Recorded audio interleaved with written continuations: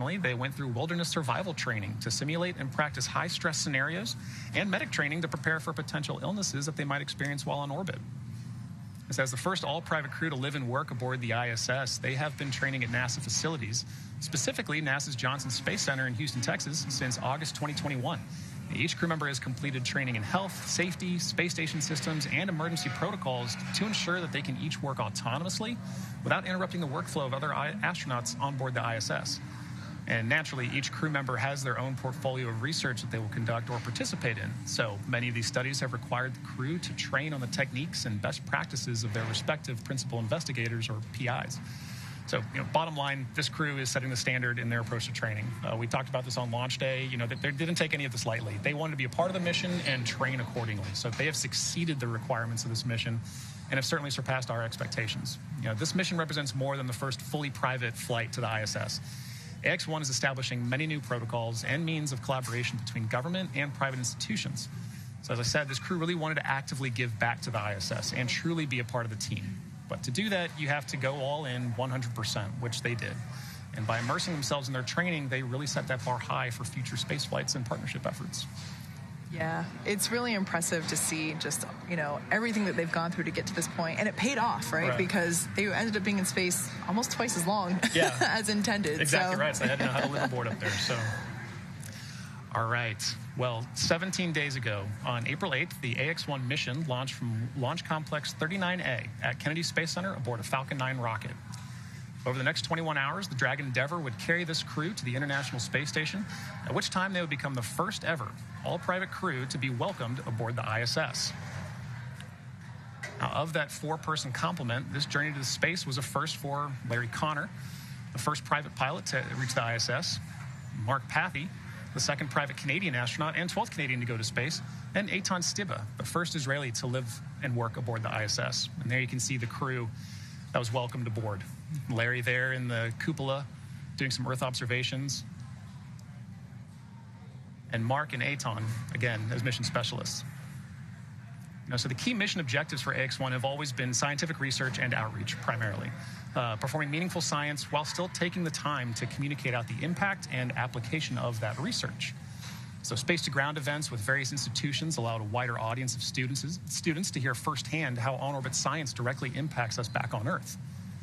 Including that, Earth observation activities from the ISS cupola not only provided opportunities to study planetary biology and weather systems, but also allowed crew time to reflect on who we are and where we ultimately come from. But with 10 days scheduled aboard the ISS, not a lot of time, the crew wanted to bring as many people along for the ride as possible. Inviting people aboard to see how they lived and operated, how food is prepared and managed. You can see there, looking at some of the meals. Calling to order international scientific committees. Engaging with children at charter schools and science museums. All this outreach regarding STEAM education. Fielding their questions about life on orbit, what it is to live aboard the ISS and live in low Earth orbit. And occasionally, in Eitan's case, even speaking with national leaders. Mark was also able to speak with First Nation students about the purification process of drinking water in space. So ultimately, every moment was an opportunity to educate communities around the globe on what we can learn in low Earth orbit, how our individual cultures add to that experience, and ultimately why we choose to go to space. But outreach was only a small fraction of their effort. A lot of their time on orbit was dominated by technology demonstrations and research opportunities. Activities such as conducting the first two-way holoportation that you can see Mark here doing, that really highlighted how interactive augmented reality, has benefits in Earth-based telemedicine as well as long-duration exploration. Eitan got to work on fluidic optical lens development and microgravity. This one was particularly cool to me. I found this really interesting. But the goal there was to show how manufacturing in space can improve optics production for deep space astronomy. Eitan also got to perform a neuro-wellness study that assessed cognitive performance and brain activity. And while Mark got to utilize biomonitor studies to investigate new analysis techniques to detect negative effects on key organ functions. But above all else, the crew of AX-1 wanted to ensure that this mission always tied back to the people on Earth. That somehow, in addition to the significant amount of research performed, the mission ultimately remained grounded in its ability to connect the dots between home and low Earth orbit. Not only appealing to both who we are, but also where we are heading. Ultimately, AX-1 was a mission that highlighted why we go. So during launch, we highlighted the significant number of research objectives that this crew had. You can see that we touched on only a small fraction of the mission's on-orbit accomplishments. That is only a part of this mission's story. So to see more of what crew accomplished in their time on orbit, please visit axiomspace.com/AX1-research, which you can see in the bottom of your screen. At this point in time, I am able to confirm that deorbit burn has concluded. Excellent. And it was good. Good. So we are committed to bringing the Axiom-1 crew home today. As we've mentioned before, we are targeting a splashdown off the coast of Florida near Jacksonville, over on the Atlantic side. Now, in the background, Dragon is currently inhibiting those forward bulkhead Draco thrusters that we just used to complete that deorbit burn, ensuring that it's safe to latch the nose cone and shut for reentry. The vehicle has initiated the nitrox suit purge, nitrox being the nitrogen-oxygen mixture, same as you use in your scuba tank. This will help keep the crew cool and comfortable during reentry, which is coming up in just a few minutes. At this point, the nose cone is closing and nearly closed and is protecting that forward hatch during reentry. The crew are using their screens to monitor the locking of the nose cone, which is done by a set of hooks. So there's that awesome microgravity indicator.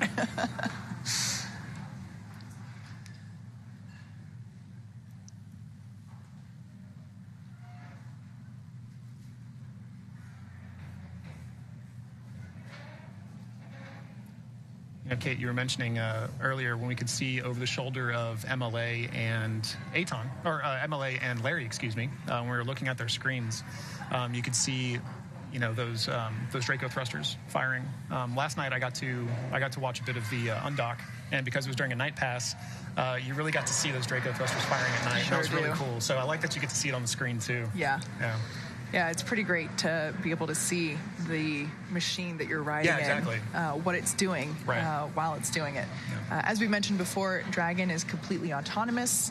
Everything from the point in which it separates from the second stage to the point that it splashes down. The crew has the ability to act as a backup to Crew Dragon's systems, but the capsule essentially flies itself, which is really important because, it's actually safer than if humans were to steer it. And there we can see on the screen the orientation of the Dragon capsule to the Earth. Once again, that is pilot Larry Connor on the right-hand side, was on the right-hand side, and Commander Michael Lopez Alegria was on the left. Right. So in this view here, on the far left, we have Mission Specialist Mark Pathy. Then to his right, Larry Connor, then MLA, and then on the far right, at the other window seat, is Eitan Stiba. And, of course, our stowaway, the zero-G indicator, Caramel from Montreal Children's Hospital. It's good to see. Yeah. Now, that view on your screen there is the Mission Control Center here in Hawthorne, California, SpaceX headquarters. That is where our Dragon controllers are supporting the mission.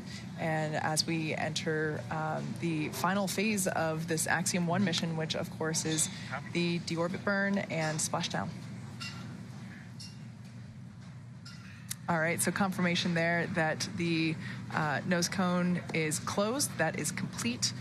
So we have basically closed Dragon back up. We have covered up the forward hatch as well as those forward Draco thrusters, forward being, at the top.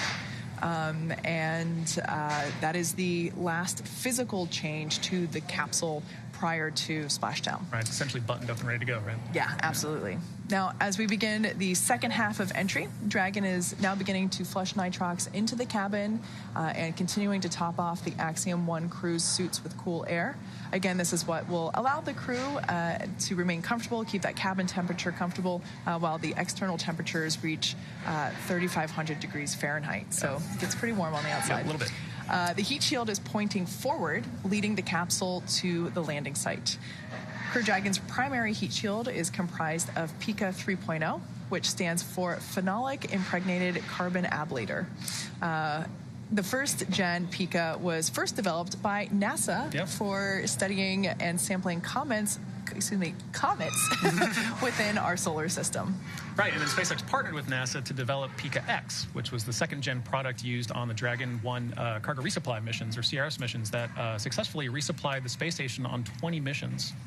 Pika 3.0 was then developed specifically for use on Dragon 2 crew and cargo with enhanced structural and thermal properties that optimized the heat shield and ultimately drove down cost and mass. Yeah, pretty cool. Yeah. The remainder of the Crew Dragon capsule is composed primarily of a SpaceX proprietary ablative material. It's another class of thermal protection which is lighter weight versus Pika and protects the underlying composite structure during reentry to ensure the structural capabilities are maintained. While Crew Dragon will experience temperatures well over 3,000 Fahrenheit, like Katie just mentioned, during peak reentry conditions, the characteristics of the TPS, or thermal protection systems, coupled with the ECLSS, or environmental control and life support system, is the pressurized interior. And this will ensure that the Axiom-1 crew will stay cool and comfortable during all phases of reentry through splashdown. Yeah. Now, while we have said previously that this Dragon capsule is reused, it has come to space, it has gone to space and come back twice before, so this is its third mission. We keep all of basically the structures. We do replace that TPS system, that thermal protection system. So that part of the Dragon capsule, those are newer pieces, which explains why, as the views that we saw while the capsule was on orbit at station, it was a beautiful, pristine, white color. Yeah. That's about to change. That's part of reusable spaceflight, right? You've got to refurbish. So. Yeah. Right. Well, we've talked a lot about the first of this mission and a lot about the historical nature of it. And there are many more that we simply just don't have time to cover. It's been a short mission. But one of the more poignant moments was certainly watching the crew receive their astronaut pins from MLA. Now, this tradition of receiving your astronaut pin is something every astronaut is very proud of. This astronaut pin is a symbol of having ventured to space. It's a major accomplishment. This history of earning your astronaut pin is rooted in the earliest days of space travel, specifically with the Mercury 7, the original 7. They had their own pin denoting their specific flights. Well, since 1963, NASA provides a silver astronaut pin to NASA astronaut candidates once they've completed training and are considered mission ready. Then, once they have actually flown to space, they receive a gold version of that same astronaut pin. I think that's pretty cool. In this new era of private spaceflight, different providers have offered a pin to signify their flight, but there's not been a universally accepted pin for all. The Association of Space Explorers is an internationally recognized association that has kept a registry of all who have traveled to space.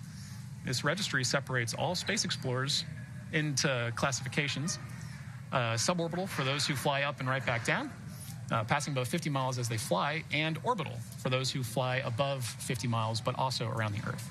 So this ASE created a pin and have been providing them to all who have flown to space. The very first one was provided to the family of Yuri Gagarin, the first person to ever fly to space.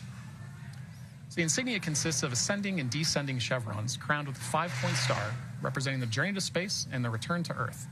A circlet encompassing the chevron is added to the astronaut insignia, awarded for flight into Earth orbit and beyond. This circlet is not present on the suborbital insignia. Well, on this mission, Larry Connor, Eitan Stiba, and Mark Pathy were added to the list of orbital astronauts. And MLA presented them with their ASE orbital pins during the welcome aboard ceremony on the International Space Station. This marked the first time astronauts were presented their ASE orbital pin while on their mission. So at Axiom, we look forward to seeing many more individuals from around the world all earn their own astronaut pin. And if you watched the launch webcast of AX-1, you know that one of the goals of Axiom Space is to find new ways to promote and foster the creation of space-themed art.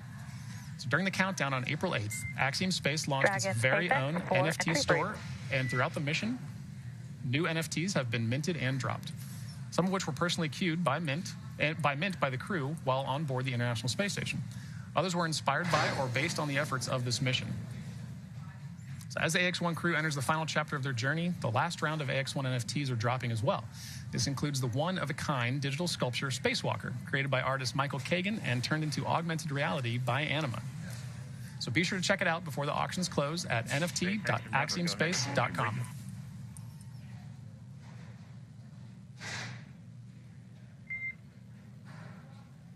Copy that.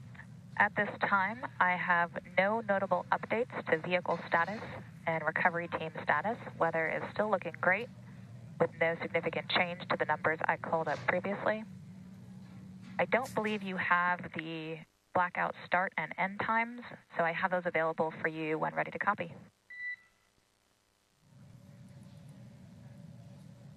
Ready to copy. All right, blackout start is predicted at 16:53:04, and blackout end at 16:59:40. I'll copy.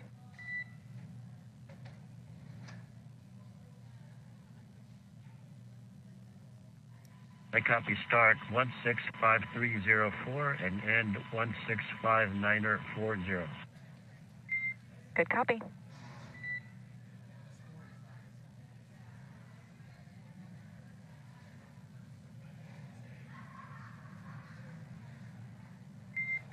And that is all I'm tracking for you guys. Let me know once you guys have visors down, restraints tight, and tablets secured later in the timeline. We will do so. Thanks, sir.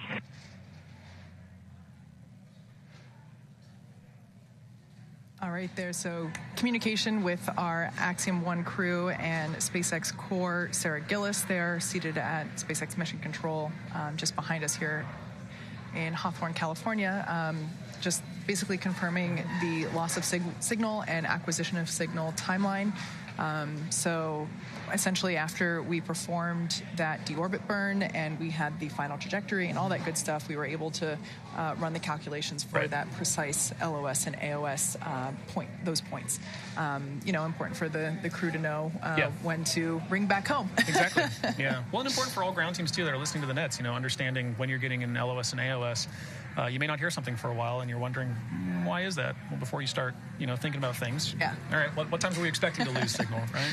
Now, for those of you that have just joined us, that LOS or loss of signal or AOS acquisition of signal, that's due to the exterior temperatures of the Dragon capsule reaching 3,500 degrees Fahrenheit as they re-enter the Earth's atmosphere.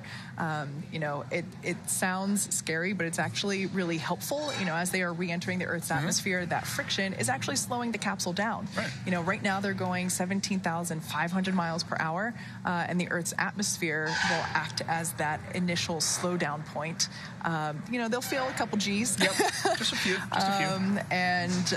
They'll re-enter the atmosphere, and basically plasma builds up on the exterior of the capsule, preventing communication in and out with the crew. So it's only going to last 6 minutes, and the crew will be able to check in with us, and then at that point the drogue parachutes will be deploying and all that fun stuff. Yeah, and then doing the rest of the work. Yeah, exactly. Speaking of work, crew on this mission, their main focus was research. Axiom-1, really is a research-focused mission, and the goal was to set the standard for future private astronaut crews and usher in a new phase of microgravity research for new government and non-government entrants around the world. The mission included more than 25 science and research investigations during their time aboard the ISS, and it includes the collection of pre- and post-launch physiological data. Now, among the unique attributes of the AX-1 mission has been the ability for astronauts to curate their own research portfolios in collaboration with leading institutions around the world, in addition to supporting Axiom-managed investigations. So while some of these visuals from the mission are still coming down and being made available, we want to highlight just some of the accomplishments of this crew. Mark Pathy took part in scientific research projects in partnership with 6 Canadian universities and their investigators, as well as proof of concepts with 2 tech startups, including the world's first in-space demonstration of two-way holoportation. Yeah. He also conducted Earth observation activities in partnership with the Royal Canadian Geographical Society, or RCGS, and Western University. Larry Connor's research projects were the result of long-time partnerships with the Mayo Clinic and the Cleveland Clinic. The Ohio native has helped fund groundbreaking research at both institutions for much of the last decade. Connor's experiments on behalf of the Mayo Clinic sought to provide data on space travel's impact on senescent cells and heart health. So while on station, Connor was responsible for maintaining these senescent cells, cells that have stopped dividing, that are returning with him to be studied further. So Connor's ground research with Cleveland Clinic consists of pre- and post-mission high-resolution MRIs to study the effects of the spaceflight environment on spinal and brain tissue. Eitan Stibbe carried out research activities on behalf of several Israeli innovators, the Ramon Foundation, the Israel Space Agency, and the Israeli Ministry of Innovation, Science, and Technology. During his mission, named Rakia, he facilitated scientific experiments and conducted educational and artistic activities to connect the younger generation in Israel and around the globe with the values of peace, innovation, and social responsibility. His research projects include testing radiation, personal protective equipment, as well as studies into astronaut eye health, cognitive activity, and much more. In addition to the crew-curated research portfolios, Axiom Space collaborated with a variety of institutions to conduct several science investigations. Demonstrations ranged from Tesserae, a self-assembling technology for satellites and future space habitats, to the JAMSS JAMS photocatalyst, an air purification technology, and included research studies on modeling tumor organoids, a cancer stem cell study, and participating in the ongoing efforts of the Translational Research Institute for Space Health, also known as TRISH, which calls for pre- and post-flight collections of physiological data. So MLA helped facilitate these Axiom-managed studies, as well as conducting several outreach events. So more information on the incredible works performed by this crew while on the ISS can be found at axiomspace.com/AX1-research. Missions just like this one will open the door for new countries around the world to pursue and participate in the benefits of human spaceflight. Exactly. And, to that end, at Axiom, we are hard at work building the next destination in low Earth orbit. Axiom Station is being designed as a true continuation and evolution of the International Space Station. So much gained over the last 20-plus years. Axiom's goal is to build upon the successes and lessons learned over that time while bridging the gap between the ISS and commercial spaceflight. Ultimately, allowing for greater access to that knowledge and capability ensures that humans continue to benefit from time spent in low Earth orbit. At Axiom's first private astronaut missions are crucial steps in learning how the relationships between government and private industry can grow and change.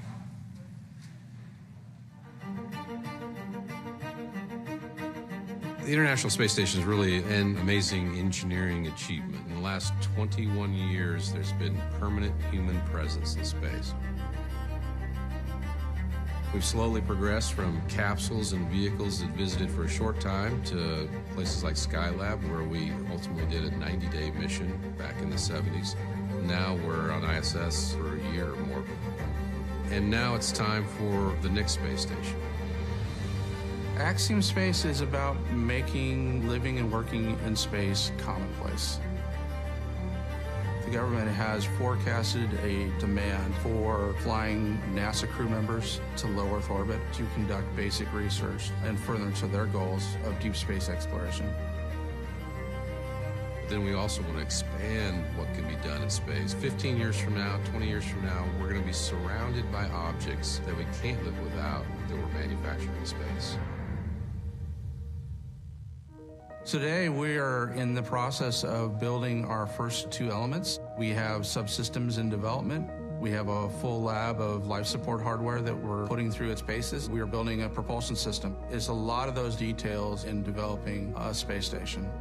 The first two modules are being built by our partner, Thales Alenia, and we're heading to what is called CDR, which is a critical design review. That really means that 90% of the design is done, and then you're ready to go to manufacturing. So HAB1 is that first module. It has 4 crew quarters, it has payload accommodations, and it has all of the systems required to keep crew healthy and alive. So the plan is we'll fly 4 separate modules to the ISS. When we arrive with the 4th module, it'll have what we need to be independent of the ISS. So a lot of thought went into how do we allow it to grow. When we look at the future, we have thoughts on how we could double the number of crew every 5 years. There's a lot of excitement here about the AX-1 mission. Everyone understands that it's a very historic mission. We are just so excited to be part of that and having our people enable this historic moment. The AX-1 mission provides us the opportunity to refine our flight techniques and operations concepts in order to meet the higher complexity of operating a space station in orbit. That moment where we're captured and birthed to the International Space Station will be a moment that defines how we move forward as a species in low Earth orbit. This will be really the first time a fully commercial element has been part of the complex. Axiom Station is going to allow humanity to be a multi-planet species. When we pull that off, we change the world.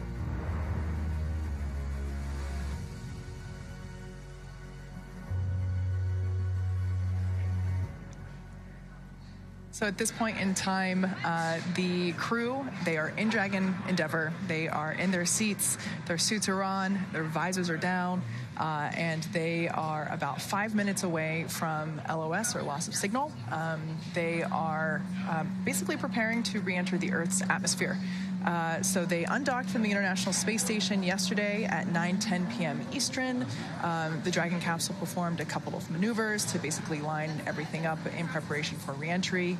We jettisoned the Dragon trunk to expose the heat shield, and we closed the nose cone after performing a deorbit burn, which was the final burn. That's the burn that locked us in, committed us to Splashdown today. So once that burn was concluded, we shut the nose cone, locked it up, and now the crew is just waiting to come back home. Exactly right. So we've got about, it's looking like 16, 17 minutes until Splashdown. That's correct? Yeah. So crew has had a long time on orbit.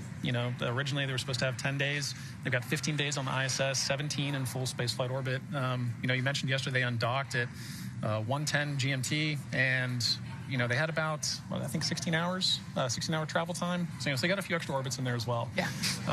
They've had a few extra everything on this mission. Exactly right. But they've been making the most of it, They went into this mission with a huge suite of research on their plate. And I think that extra added opportunity that extra time, just highlighted, if we have opportunities up there, we want to learn more, right? We just saw in the video, what we're trying to learn from this mission really is, how do we all work together to continue this amazing experiment that has been sustained low Earth orbit for 20 plus years? One of my favorite things at Mission Control at Johnson Space Center is the ISS mission elapsed time. And you go and you see that, and it dawns on you how long that vehicle has been up there operating. We want to continue that, Everybody working in private spaceflight wants to continue that and everything that we benefit from. So seeing that video, us talking about, the vehicle coming home, seeing the multiple patches inside the Dragon today, it's all part of that story. Yeah. It's all part of that mission. So even if that mission is 10 days or 15, we get a lot out of it, and we learn a lot from it. So yeah. Now, for those of you that have just joined us or might not be familiar with, what the Axiom crew has been up to, they did launch on, when was that? April 8th. Mm-hmm. The mission was initially intended to be an 8-day mission. It ended up being 15 days. Right. 15 days on station, total of 17 days on orbit. Unfortunately, the weather just wasn't willing to play nice with us around Florida. As we mentioned before, we have 7 recovery options around Florida, both on the Gulf side and the Atlantic side. Right. And we take into account lots of different things, lightning possibility, precipitation levels, wave height, wind speeds, all kinds of things to make sure that the crew as well as the recovery teams are safe for the operations. And unfortunately, we just haven't been able to pull that off for the last week, even with those 7 options, those 7 locations. So fortunately, as I mentioned before, we are fully committed to Splashdown, having performed that final deorbit burn. We are intending to splash down off the coast of Florida on the Atlantic side, near Jacksonville. And the weather is beautiful today. Right. We are super go with our weather conditions. There's that term. We're waiting for the super go. Yeah. So we are expecting loss of signal to begin around the 53-minute mark, which is now. So waiting to hear on the nets the call out for that. Once again, the crew are expecting this. This 6-minute LOS period. Wait, that's not 6 minutes. Yep. Yeah, there we go. 6 minute LOS. So totally anticipated. Every crew that we have brought back down to Earth has gone through this at that point in time. The capsule is re-entering the Earth's atmosphere. It's actually using the friction provided by the atmosphere to slow the capsule down prior to the drogue chute deployment. The crew was going 17,500 miles per hour. That's the velocity, the speed of the space station. And so the Earth's atmosphere actually acts as that initial slowdown period. Right, that's the drag that we get to help slow it down efficiently. Absolutely. Right. So once we get through the atmosphere, the capsule's then going about 350 miles per hour, at which point we deploy two drogue parachutes, which provide initial slowdown as well as stabilization. Okay. And then after the 2 initial drogue parachutes are deployed, we get the 4 mains, which are those orange and white parachutes that are very iconic, super noticeable, right.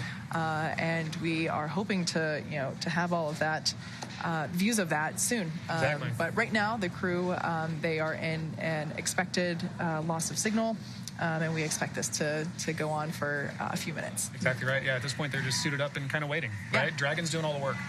Crew is monitoring, obviously, and following along for the ride. But they are suited up, they are visors down, and they are waiting for splashdown. So there on your screen, you can see Mission Control Center here in Hawthorne, California, just right behind John and I.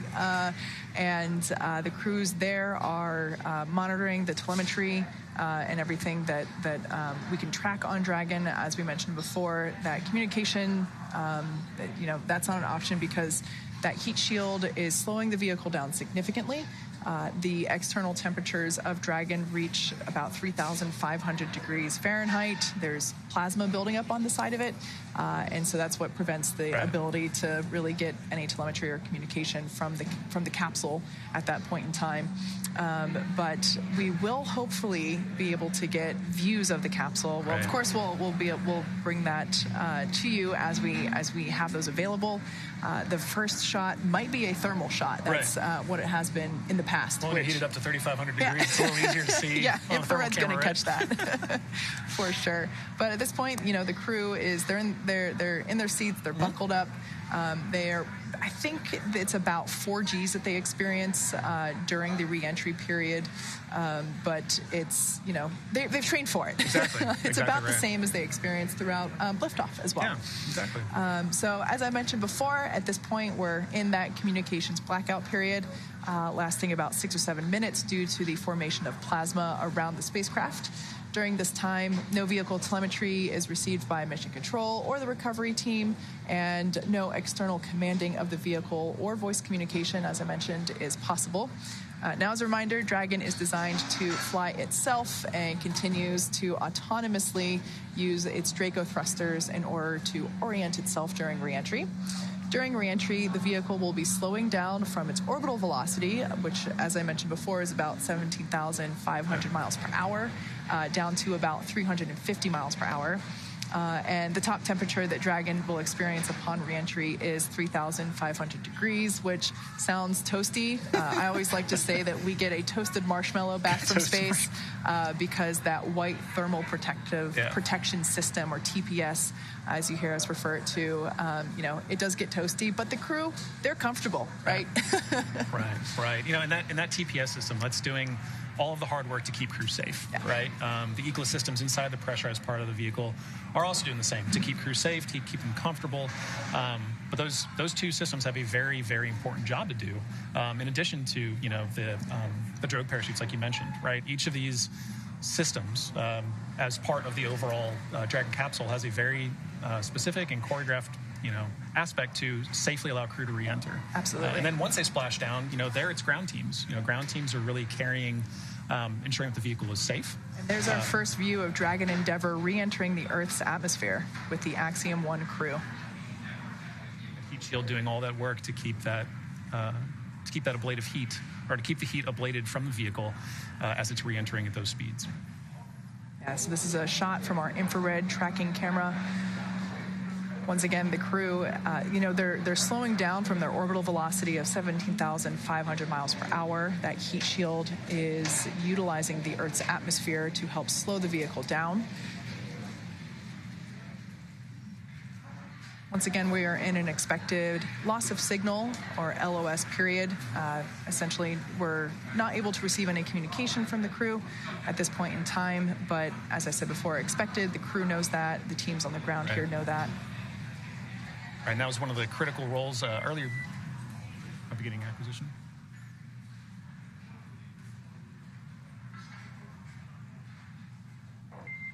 Dragon SpaceX comm check.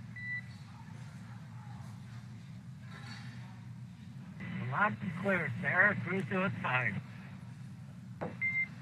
Copy that. Great to hear from you.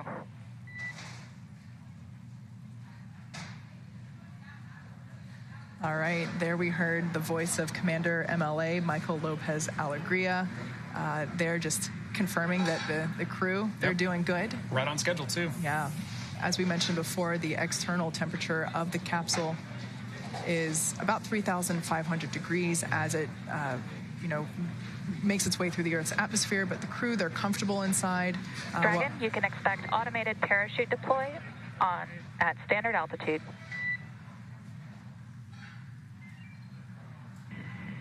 Copy that, sir. All right, so just a heads up there to the crew that they can expect to feel those initial drogue parachutes deploy. Right.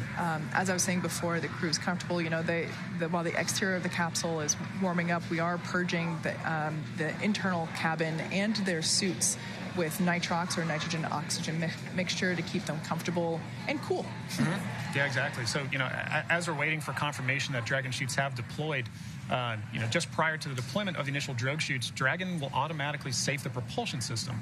Dragon then deploys its drogue parachutes to stabilize and decelerate the vehicle, like you mentioned earlier, Kate. Now, just before the deployment of those drogue parachutes, seats automatically rotate 26 degrees to keep the crew within acceptable or G limits for entry and landing. Without the drogue chutes, we would have to make the mains 3 times stronger and heavier. And of course, everything about spaceflight is about weight. Right. So if Dragon SpaceX, brace for drogue window. Bracing. All right, so just a couple moments here until those drogue parachutes are released. Shortly after the drogues are released, we'll see the release of the main parachutes, right, which help to further decelerate the vehicle and allow the vehicle to proceed safely to the splashdown zone in the Atlantic Ocean. The vehicle's velocity at drogue deployment is about 350 miles per hour, and they deploy at about 18,000 feet.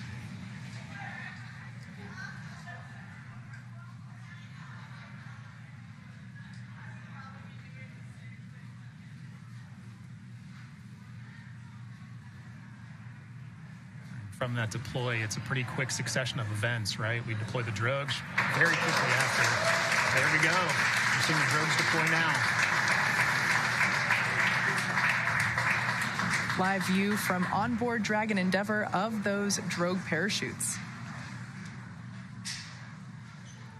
Capsule's going about 350 miles per hour. Nominal ascent rate for 2 healthy drogues.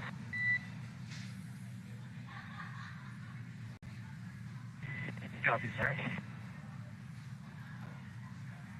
It's what you love to hear from inside the capsule. Exactly. Because unfortunately, they can't see the parachutes, so to hear that call out that their drogues are healthy, it's great news. So there's a better shot of those drogue parachutes from our tracking camera. And having that single voice of the core, talking to crew, letting crew know that they're going into a planned LOS, and then coming back. All right, there's the 4 mains deploying.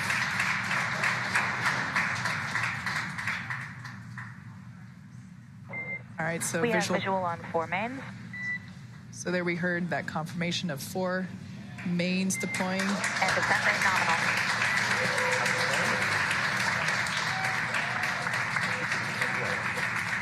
Gorgeous shot of those 4 main parachutes. 1,000 meters. Copy, 1,000 meters. So just the crew reporting that they're only 1,000 meters from splashdown. Right. Landing in water is simpler, therefore more reliable, and it provides more margin against unlikely parachute issues. We had to learn how to make Dragon waterproof, but once you do, that's it. It's a rinse, review, reuse type process. Right. 800 meters. Copy, 800. Once again, our Axiom-1 crew is targeting a splashdown in the Atlantic Ocean at our Jacksonville recovery zone. The recovery teams are in the area waiting for that splashdown confirmation. Scheduled for about 2 minutes from now, according to our clocks. 600 meters. Copy 600. So we can see that capsule there. As I mentioned before, when we saw it on station and of course during launch, it was pure white. Right. It is no longer. Right. We now have really a beautiful shot of that toasted marshmallow. That thermal protection, those thermal protection systems, right. Keep the crew safe. Copy 400. Like you said, that's a testament to the design of the vehicle doing exactly what it was designed to do and what it has to do it safely. And like you said, rinse, reuse, right? It's all part of reusable spaceflight. First live view of our crew there from inside the Dragon capsule now that they have re-entered the Earth's atmosphere. 200 meters, bracing for impact. Copy, bracing. I think I see that 0G indicator in the lap of Mission Specialist Mark Pathy there. That's right.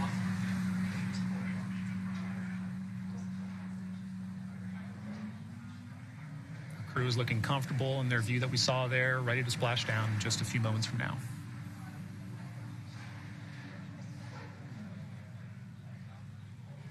And right now, I think those parachutes slowed the vehicle down to about 15 miles per hour? Yep.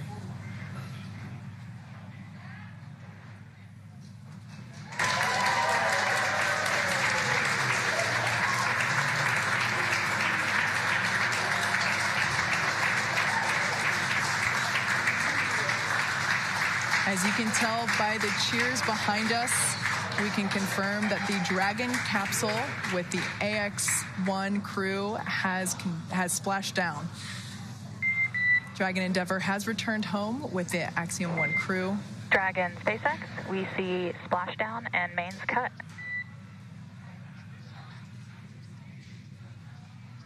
We concur.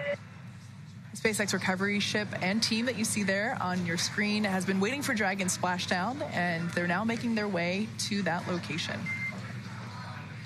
On behalf of the entire SpaceX team, welcome back to planet Earth. The Axiom-1 mission marks the beginning of a new paradigm for human spaceflight. We hope you enjoyed the extra few days in space, and thanks for choosing to fly with SpaceX.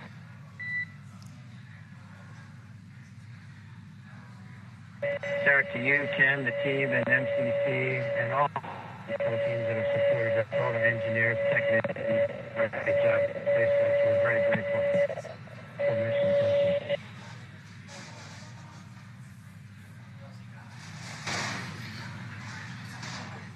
All right, well, good calls there from MLA and Core. And we copy all. Crew excited to be home. All of us on ground happy to have crew back home. Now, the teams have been ready and waiting for about 3 nautical miles away, so it's going to take them about 30 minutes to make their way to get the crew inside Dragon.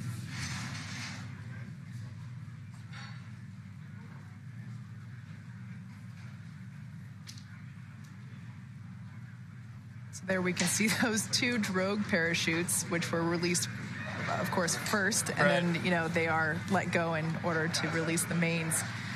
That's what we see making their way back to Earth as well, of course. The whole system comes back. Yeah.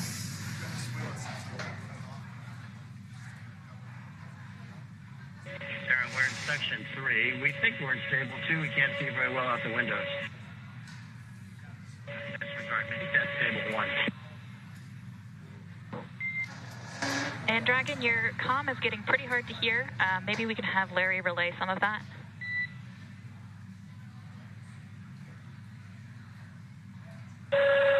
Yes, Sarah, we're just confirming we've got fog freezing on the windows that we are in stable 1. Certainly feels like it appears to be. Copy that, Larry, and can confirm we'd see stable 1 as well.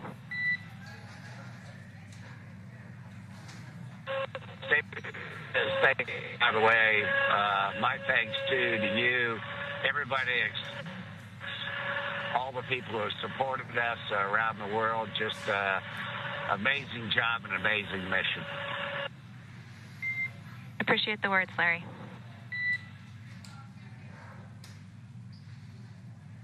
So that was our pilot, Larry Connor, also just expressing his thanks. Now we can see the Dragon capsule. So I just want to, kind of inform a little bit about what those calls were. So we heard the crew basically wanting to confirm stable 1, stable 2. So that's basically just the position that the capsule splashes down in. So stable 1 being this primary upright. Stable 2 would be like it's a little bit more on its side. Okay. And that's why they said, can't really tell, can't quite see out the window. Right. I have a feeling they were like, well, based on, the way that we're fitting in the sea, we think we're this way. So that's just confirmation of the position that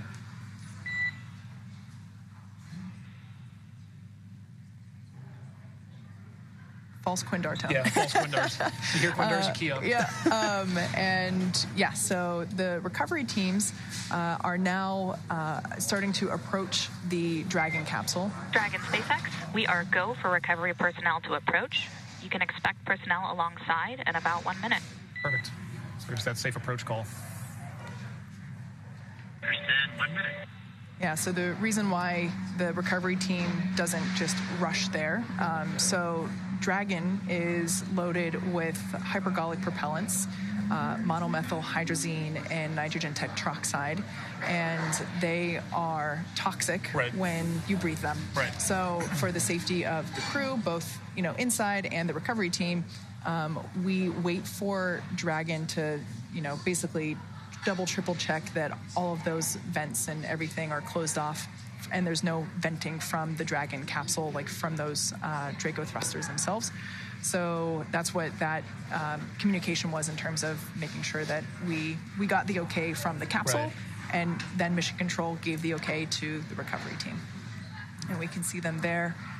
There will be an individual that actually climbs on top of the capsule, and they are placing the harnessing and the rigging essentially for hoist. Exactly. Okay. The equipment that's required in order to lift Dragon onto the recovery vessel.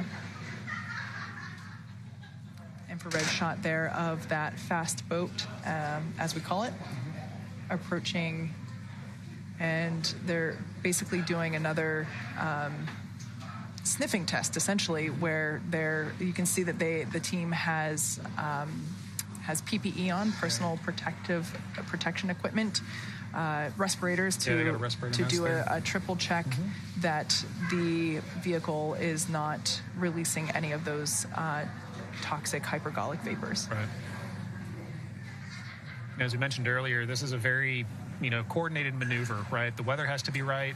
The area has to be clear. We mentioned how it's important that, other people are not in the area because this is, as Kate mentioned, you have the safety aspects of the hypergol that you need to worry about, but also just what crew is trying to do there. That's not an easy thing to do in the water. Having done a few boat maneuvers myself, it's not that easy to be doing what they're doing. So having the area clear for these teams to work and make contact with crew, but while also performing these maneuvers is really important.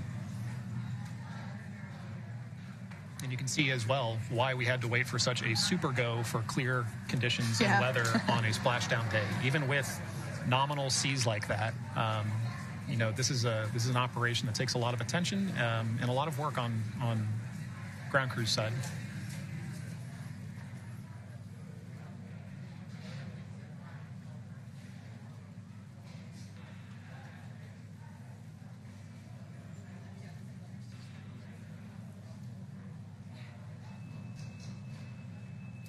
Now, one thing I want to mention, we have talked about Commander MLA Michael Lopez Alegria, how he has been to space before.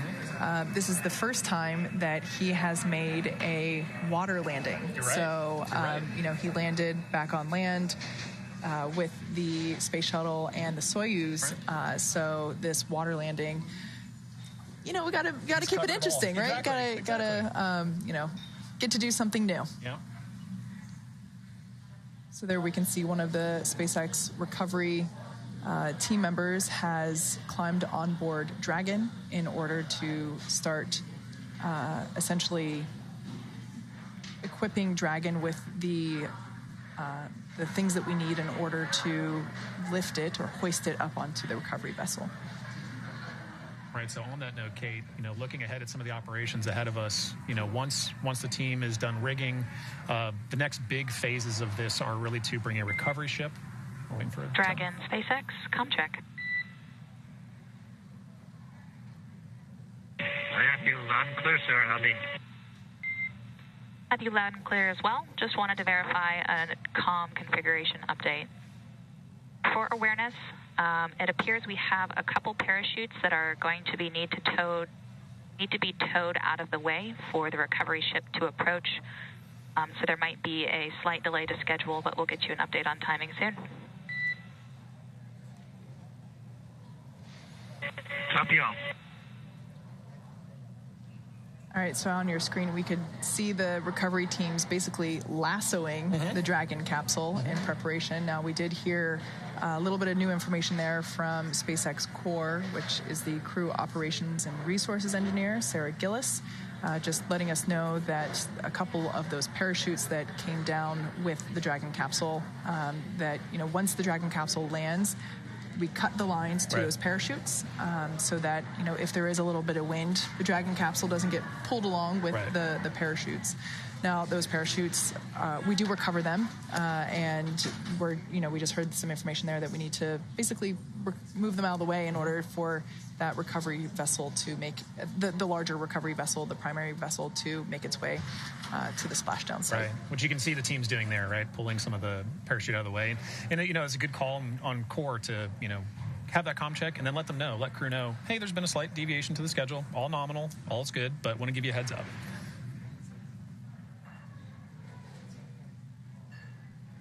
If I were inside Dragon capsule, I would really appreciate that information because, as we see how the ships, or how those boats are moving and how the capsule is moving, that movement is a little less dynamic right now. But a couple minutes ago, I was watching the Dragon capsule, and I thought I would probably be feeling a little unwell, with that rocking motion. So, just for mental preparation and stabilization, knowing, all right, I might have 2 or 3 extra minutes to get through this. Kind of acclimate myself a little bit. I can hold on, right.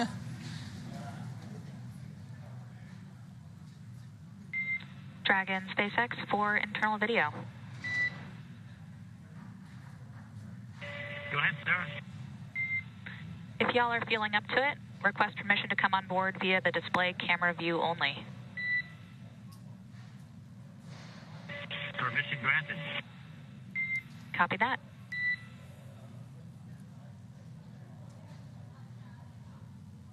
So soon we should be getting an internal view of crew inside the Dragon capsule.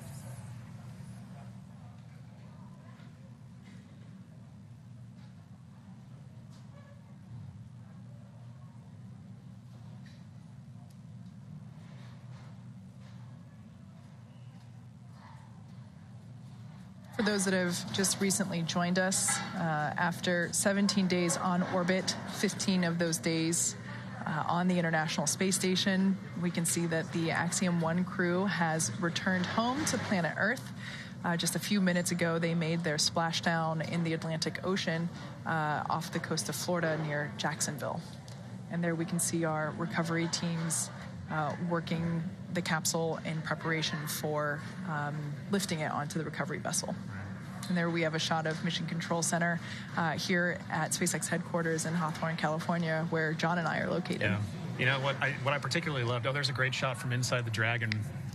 So this is just after splashdown now. We've got a shot over the shoulders of Commander MLA and pilot Larry Connor. So they're waiting inside the Dragon to be hoisted up now.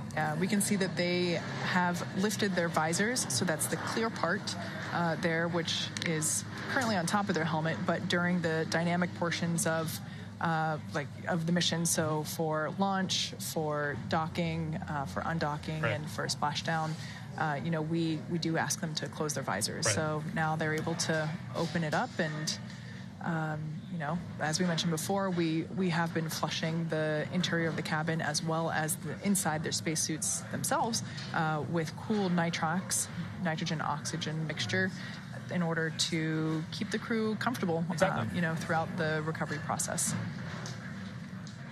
It's amazing to me all the work that those suits do. Right, we were talking just what feels like a few days ago during launch about how those suits keep them cool, even just from the drive from launch, from the launch pad, or from the suit room out to the launch pad and then up through the vehicle. But all the work that they do while on orbit and then coming back down.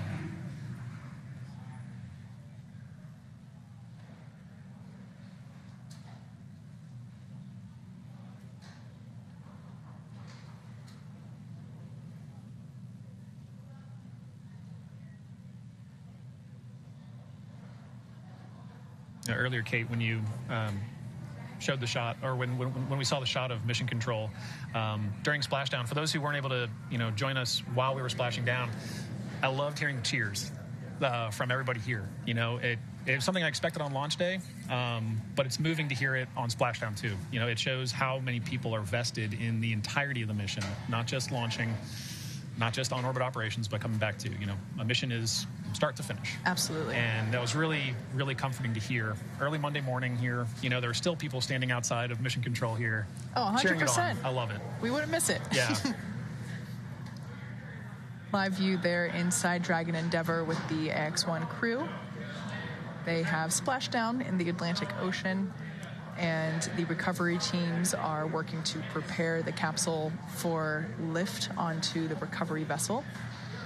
After Dragon is on the recovery vessel and fastened down, the teams will actually open up the side hatch and poke their head in and get a quick thumbs up from the crew, and one by one we'll see the crew egress or exit from the capsule using that side hatch. So once that side hatch opens, it's actually the first time it's opened since it closed on launch day, because in order to get on board and exit the space station to egress and all that good stuff, we use the forward hatch, the hatch that's at the top of the capsule. But the nose cone was covering, right? Exactly. Yeah. And the side hatch hasn't been open since launch day. So they got into the capsule on launch day. That side hatch was closed, and so when that side hatch opens today, it's their first breath of fresh air since taking off.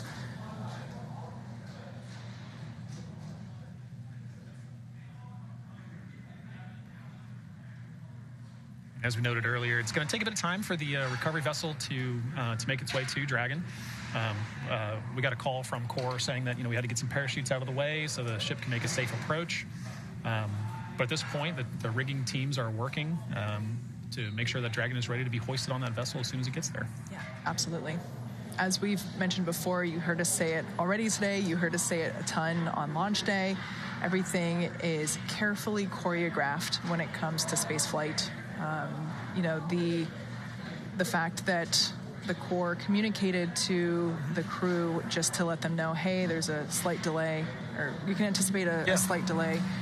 It's all about safety is what it comes down to. The safety of the crew on board, as well as the safety of the support teams. In this case, the recovery teams there in the water with the crew. Right. That is priority number one above all else, and just making sure that everything is planned for step by step.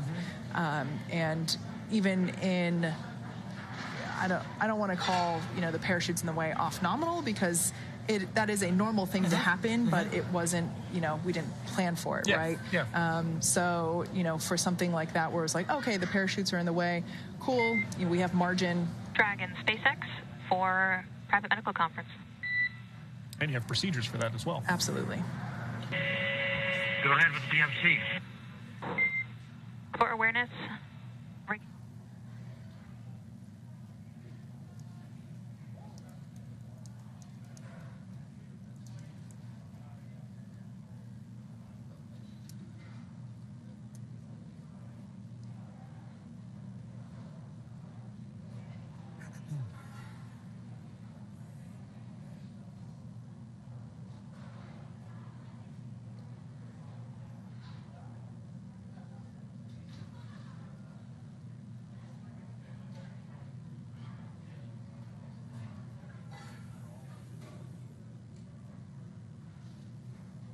All right, so we're hearing that we're about 7 minutes out until we get to lift Dragon Endeavour onto the recovery vessel that you see there on your screen.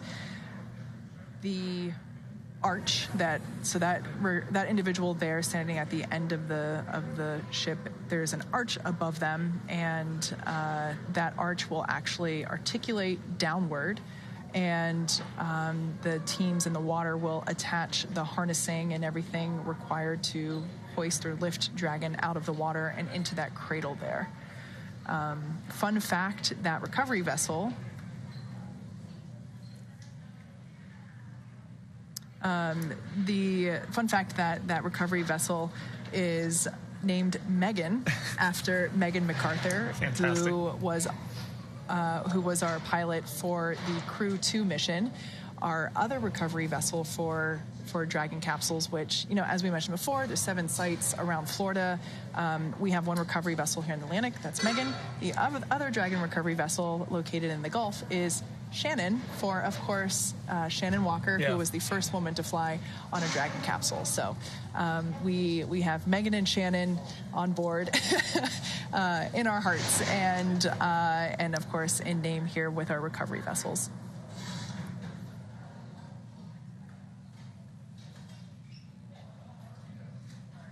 There we can see Megan making a slower approach now, coming up to Dragon Endeavour.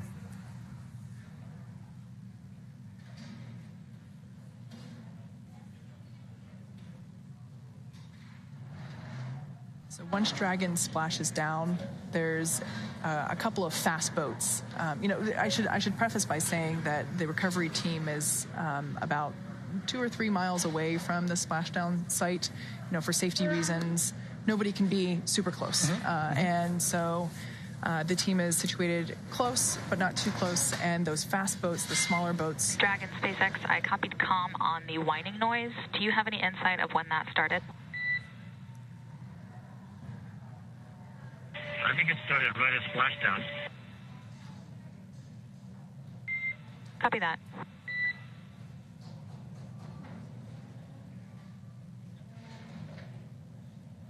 I was about to ask you about it. It's fairly high pitch, quite loud, and it varies in frequency a little. It's hard to tell if it's mechanical fan ventilation of some kind, or maybe some kind of astronaut event. It's hard to tell.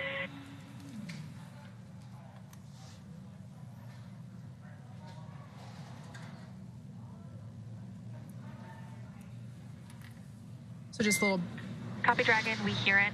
Likely it is caused by a bilge pump that started at Splashdown. We're going to attempt to power that pump off. Let us know if it resolves. Copy. All right, so just a little bit of interesting communication there with the crew inside Dragon Endeavour, as well as our team here in Mission Control. So when the crew was speaking, that was Commander Michael Lopez Alegria, the teams here were able to hear background noise. And so obviously the crew inside Dragon Endeavour are able to hear that as well. So that was just a little bit of back and forth describing where the sound may have been coming from, or what it could have sounded like, and it sounds like it might be one of the onboard pumps that activates at Splashdown. Endeavour, whatever you just did, stopped it. Right. Good work. Copy all. It was the bilge pump. There we go. It's what we do. We solve problems. Exactly. It's the life of a flight controller. Right? Absolutely. So the recovery teams are, as I mentioned before, they're positioned close to the splashdown site, but a safe distance away.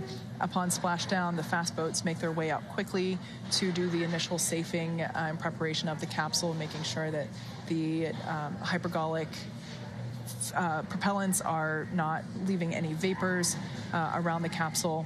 And here we can see our recovery vessel, Megan, making its way slowly but surely to the capsule and its splashdown site. Once again, the capsule will be hoisted up onto the deck into that cradle, and in a very sleek and swift motion, that cradle moves forward toward the platform where we will see the crew egress and head into the medical bays. Once again, when that side hatch opens, it's the first time that that side hatch has opened since launch day, which was back on April 8th. First breath of fresh air since April 8th.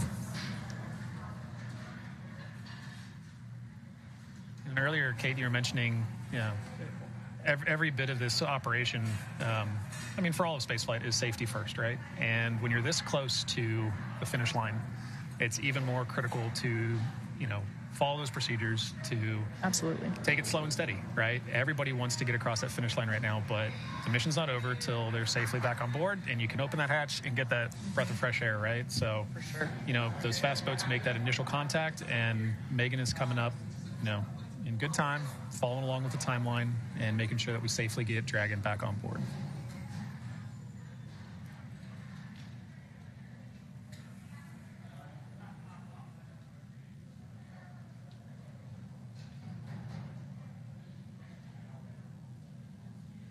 We can see that there are some swells in the water today, but the waves themselves are, almost non-existent, really small waves there.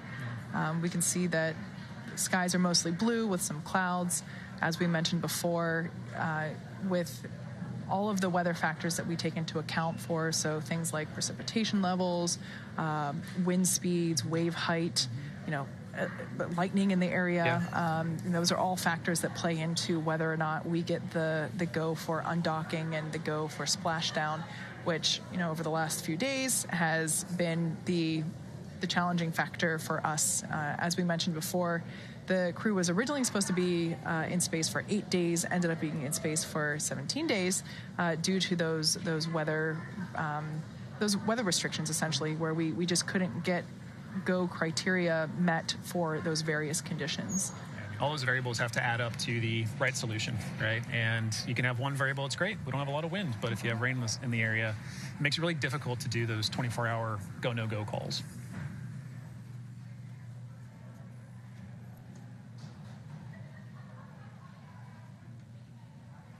Okay, so right now it looks like we can see that the recovery teams are preparing to lower the vessel's hydraulic lift mechanism into the water, which will bring the spacecraft into the on-deck translation system known as the nest.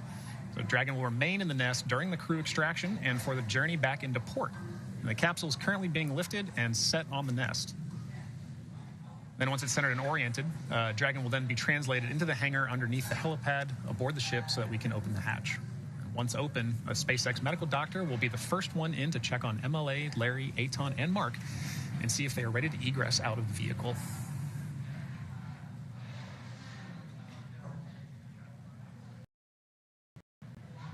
So we can see that hydraulic lift has been lowered, and they'll begin to hoist Dragon up onto the deck. There's that crew member you mentioned who climbs aboard Dragon to ensure that the rigging gets established properly to pull the capsule back in. Dragon SpaceX, brace for Boom. capsule lift. One of my favorite parts of recovery is watching that individual. It's safe to say that, recovery operations, there's a lot of training that goes into it, especially for that position. Exactly right. To stay on top of the capsule as it's moving around and do everything safely. And accurately, making sure that your hoist system is ready to hoist, right? Which we can see there now.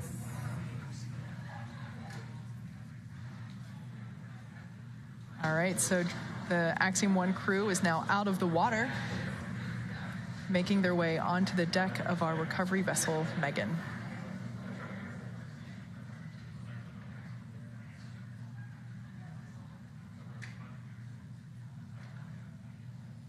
See some water splashing out there from the part of the capsule where the parachutes were stowed in. So that now is empty with the side hatch just above. So that side hatch is where the astronauts will egress from. Before we open the hatch, the spacecraft's cabin pressure has to be equalized with the outside environment.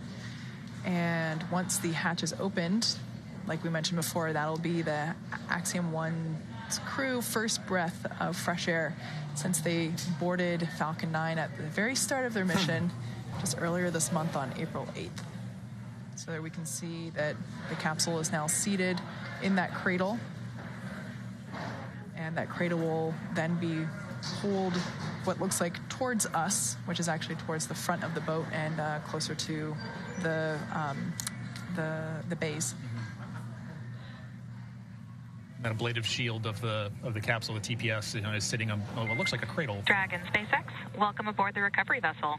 Recovery personnel are completing final checks and stand by for translation to the egress platform. Copy all, Sarah. We're standing by.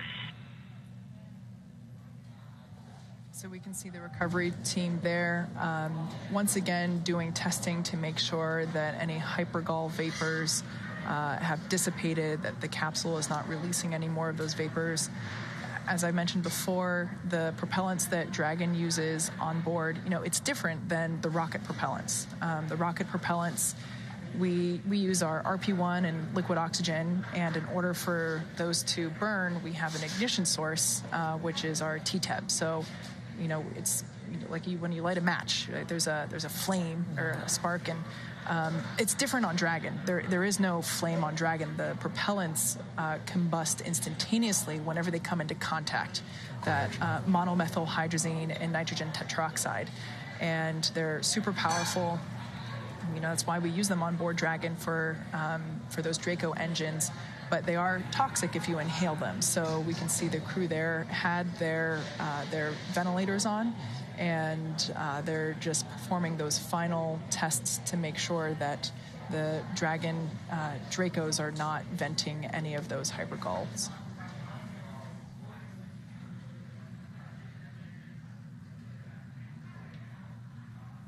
It's pretty amazing to see. It has been amazing to see the pictures while the capsule was, on station.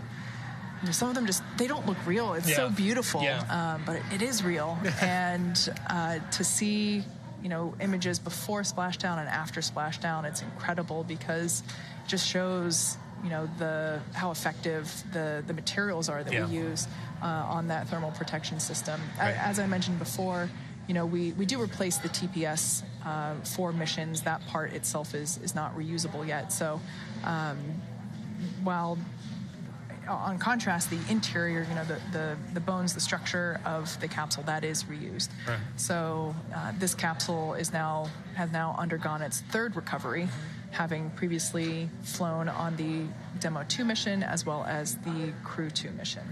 Yeah, it really is a testament to the capsule and just the refurbishment process, right, that really allows spaceflight to continue in this day is the reusability aspect. Seeing how clean that vehicle was at launch and still seeing 2 stickers on the inside, now seeing the third one and what it looks like coming back home. It's a testament to that ablative shield because you can see the energy that this is put through on its re-entry. So it'll be excited to see this go for the fourth one. Yeah, absolutely.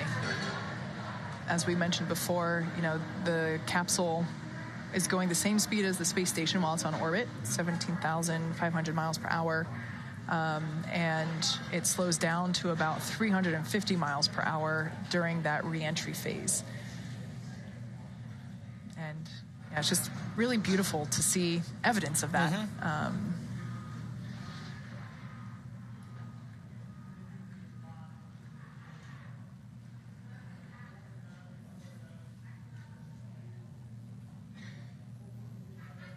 So just for a little bit of orientation while we have this view still, the bottom part of the capsule, that's where the heat shield is, right. And that's the part that was essentially facing or leading the capsule. So the capsule re-entered, with the bottom part first. The top part is the nose cone. That's the part that if you were, Dragon SpaceX, capsule translation is imminent. Copy, imminent. All right, so just a heads up there from core that the capsule is about to move or translate to forward. It's, again, just that communication to the crew because they can't really see what's going on too well outside the window. So just, every step of the way, the core's responsibility is to give the crew a heads up of what to expect next. Yeah. So we heard the call out, brace for drogues, mains, splashdown, and here, for translation. movement.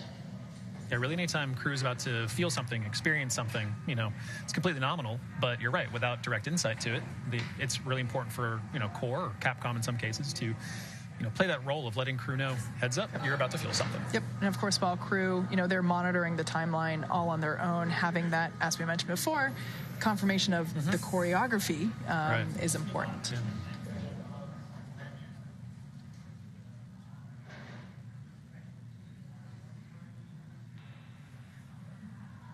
See that side hatch really coming into view now. Situated there in between the two windows. Just a recovery harness there in front of it, which of course, I know will be moved.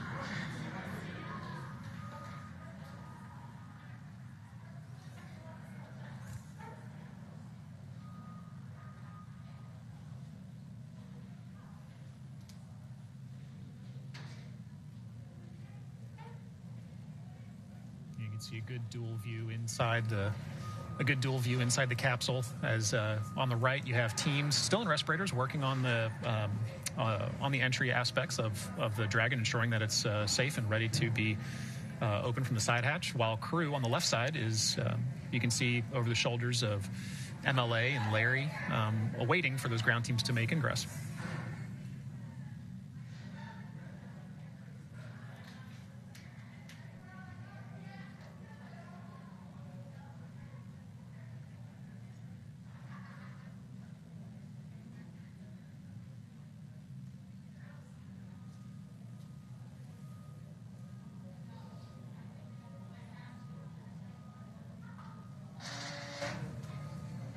See the crews there still wearing their PPE or personal protection equipment.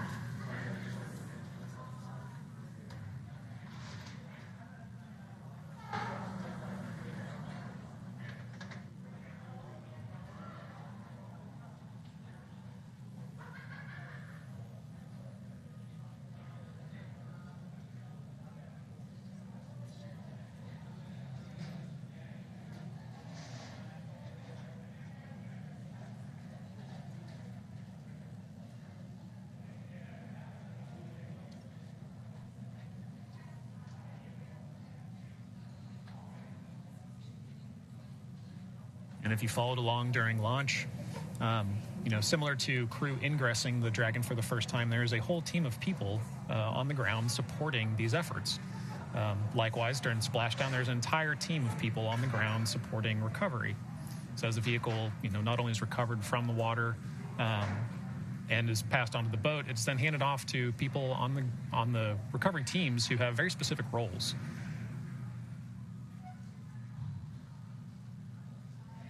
As we mentioned before, the interior for Crew Dragon, that air pressure has to be equated to the external pressure, so that, that's what's going on.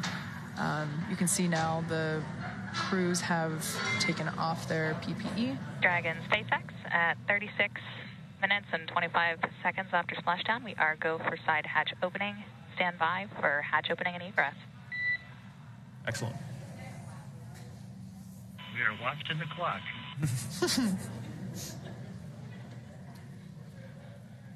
I think they're more than eager for that first breath of fresh air about to happen.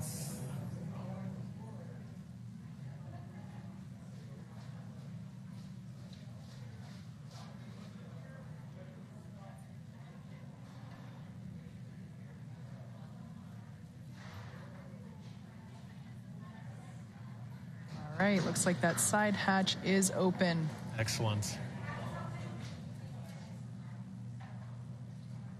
Flight surgeon stepping in there to do a quick check with the crew.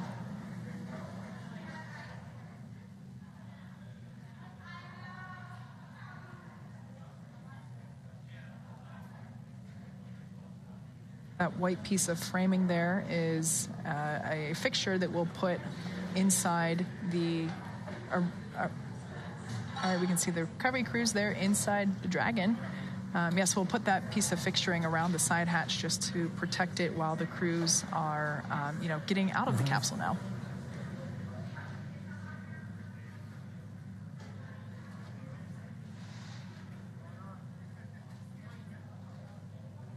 All right, so just the recovery crew there giving a quick reminder to the Axiom-1 crew how things will go down in terms of, egressing or exiting the capsule.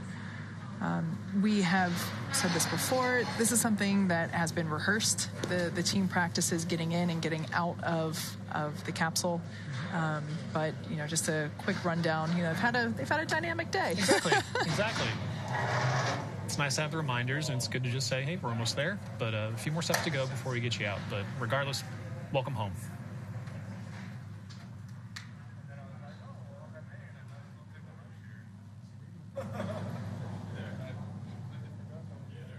This view here, we have the commander, MLA, on the left-hand side of your screen, and pilot Larry Connor on the right-hand side.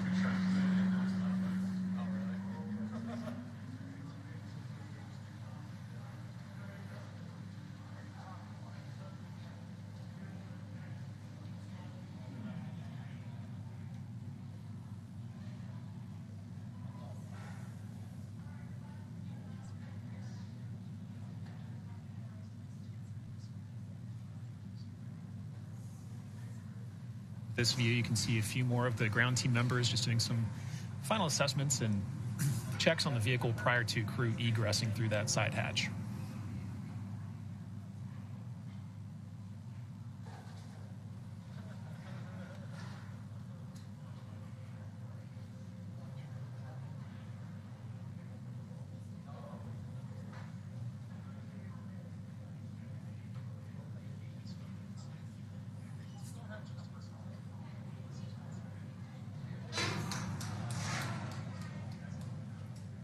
Camera making way to see our crew for the first time there.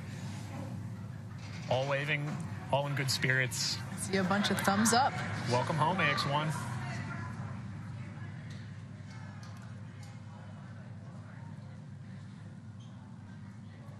Lots of smiles on board. It's always good to see.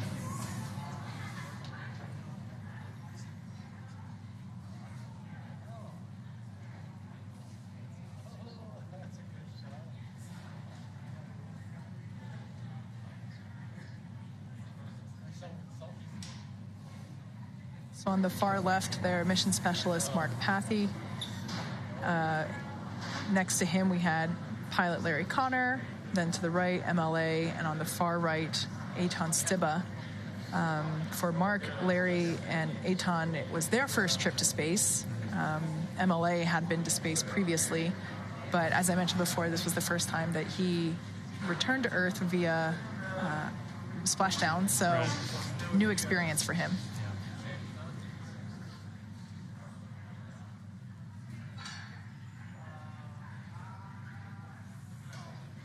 Returning home on an Endeavor, but splashing down this time instead of runway landing, right? Yeah, that's right. I believe you said earlier that he flew on Space Shuttle Endeavor. Yeah. Was it STS-113? Yeah, that's right. Yeah. That's right. Which, awesomely enough, is parked here in LA. And we got to go see it the other day. It sure is.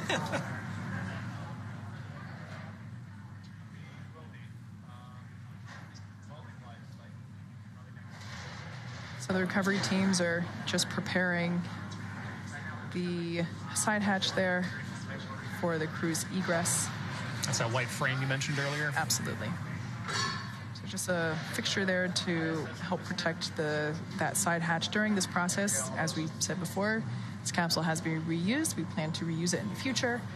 So not only to protect the crew themselves, but also the hardware. Yeah. I imagine that's the sealing mechanism, so you want to protect that as you're walking over it and making sure it stays pristine.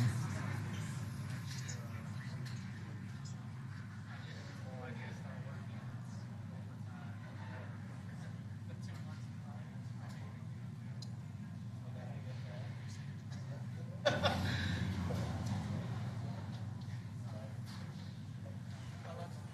right, so that was the footrest that we saw coming out.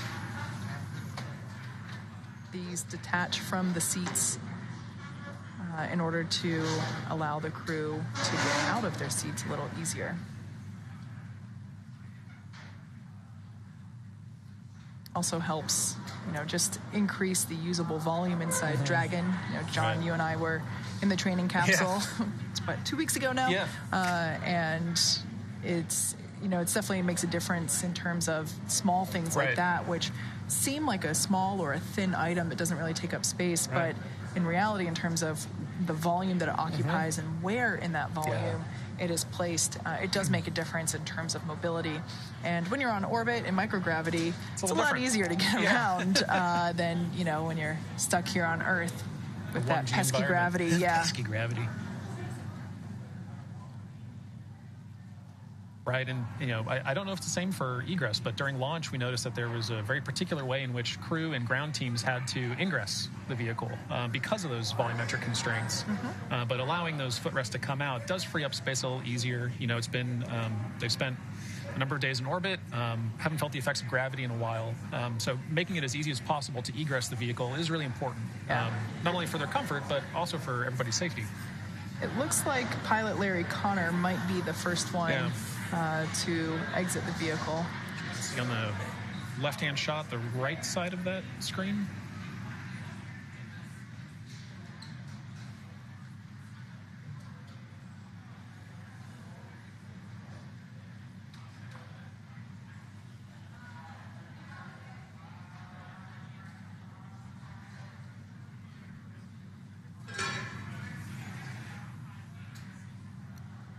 So inside Dragon capsules, we use a 5-point safety harness. So a little bit more complex than the seatbelt you and I use in our cars. It's really designed to be safe. Make sure that the crew's ergonomics or their the positions that their body is in during the dynamic portions of the mission. That they're strapped in properly, but also so that they're comfortable. Right. So it's it seems like that's what the recovery teams are now assisting the crews in unlatching, is that safety harness. Right. So we can see there Larry Connor starting to make his way out of his seat and onto the deck there on our recovery ship, Megan.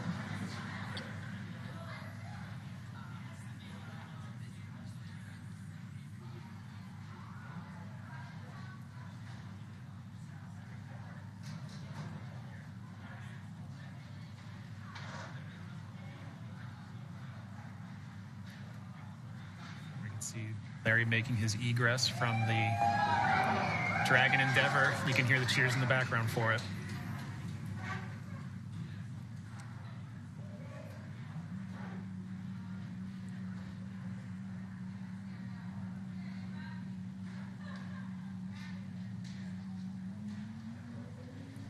All right, those are his first steps back on planet Earth after spending 17 days on orbit.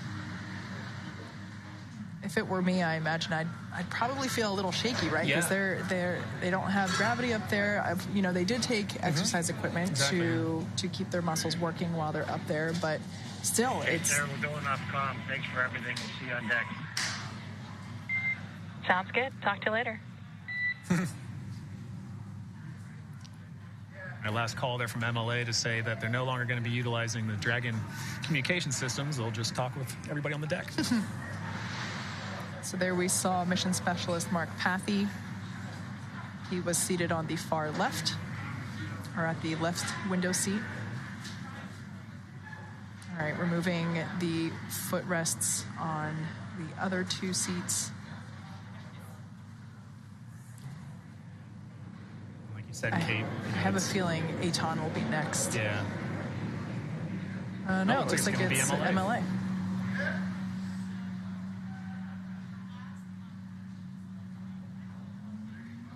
Yeah, that's certainly part of the reacclimation process, is remembering those muscles that help keep you stabilized in a 1G environment. You haven't used them in a few days, so it's certainly time spent after coming back home. Just kidding. All right, so MLA did a little change of seats there, so Aton will be the next one to come out. It's very, that feels very on par for him. We've heard that MLA really was an exemplary commander for this crew, and he basically just said, "No, Eitan goes first. I'll be last." Yeah. One of my favorite phrases is "leaders eat last." Make sure everybody else goes first, and it's just great to see that. Yeah.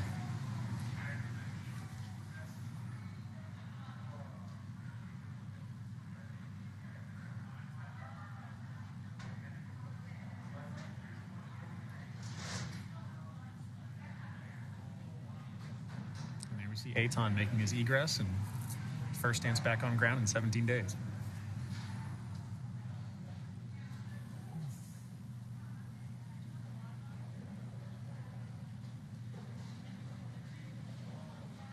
Yeah, it's quite the readjustment coming back down to Earth and going from, regardless of how long you're up there, obviously it's, the longer you are, the more difficult the transition can be. Yeah. But even after the 17 days that they were in microgravity, that's still a pretty significant change on the body. Yeah, it certainly is. So it's pretty amazing to see them, just take those steps and begin that reacclimation process. Exactly. Now, once they are, so for the 3 crew members that we saw exit or egress the vehicle already, they walk off and they are immediately escorted into one of the medical bays that's on board. So the recovery vessels are fully equipped with medical bays to assist with, any ailments or illness that the crew might be feeling at that time. It seems like everybody was in really good spirits and everybody was feeling quite well. But, that capability is on board the Dragon capsule. And so basically the crews just go in and get checked out by the flight surgeon and get those thumbs up. Yeah, just that capability to have that immediate assessment is really important. Even if you are feeling perfectly fine, you're taking your great steps, it's all part of the ground-based operations that ensure that you come home safely and you get out of the capsule safely. So there we saw MLA slide down the ramp and now standing.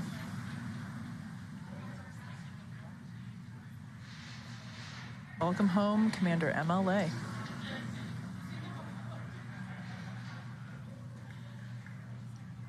With that, all 4 crew members of AX-1 are now safely out of the Crew Dragon Endeavour.